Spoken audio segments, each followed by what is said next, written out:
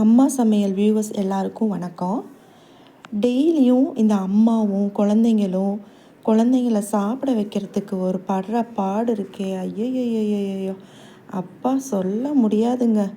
வாங்க இந்த வீடியோ பார்த்து முடிக்கும்போது உங்கள் குழந்தைங்களும் சத்தான கீரை வகைகளை எப்படி சாப்பிட வைக்கிறது அப்படிங்கிறது தான் நம்ம பார்க்க போகிறோம்.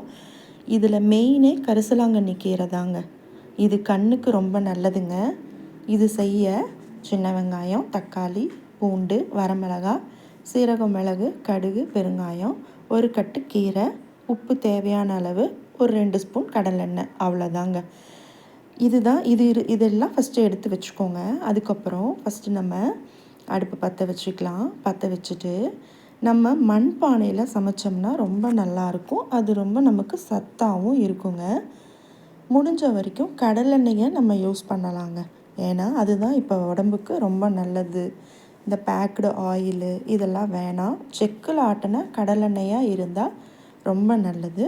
ஒரு 4 ஸ்பூன் இருந்தால் போதுங்க. இதுக்கு நல்லா எண்ணெய் காயிடும். காஞ்சதுன்னா இந்த மாதிரி பபிள்ஸ் வரும். அந்த டைமில் சின்ன வெங்காயம், உப்பு, தக்காளி, வரமிளகாய், கொஞ்சம் பூண்டு, ஒரு 10 பல்லாட்டம் போடலாங்க.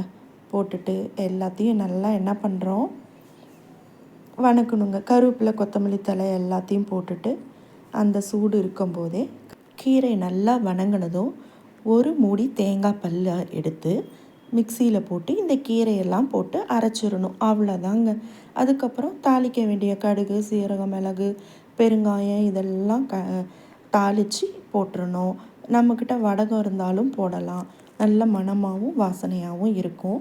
இப்போ அந்த தாளித்ததை போட்டுட்டு சுட சுட சாப்பாடு, அது மேலே கொஞ்சம் கீரை, அதில் ஒரு 2 ஸ்பூன் நெய், ஆஹா அமிர்தமாக இருக்குங்க. கொஞ்சம் ஏதாவது உருளைக்கிழங்கு பொரியல் இருந்தால் நல்லாயிருக்கும். இந்த மாதிரி நம்ம கீரையை ரெடி பண்ணி கொடுத்தோம்னா குழந்தைங்களுக்கு இது கீரைன்னே தெரியாதுங்க. ஏதோ ஒரு சட்னி போலன்னு நல்லா சாப்பிடுவாங்க. ஹெல்த்தியாகவும் இருப்பாங்க. இனிமேல் பாருங்கள், உங்கள் குழந்தைங்க எந்த கீரையுமே வேண்டான்னு சொல்ல மாட்டாங்க. இந்த வீடியோ பிடிச்சிருந்ததுன்னா லைக் பண்ணுங்கள், ஷேர் பண்ணுங்கள், கமெண்ட்ஸ் பண்ணுங்கள். தேங்க்யூ.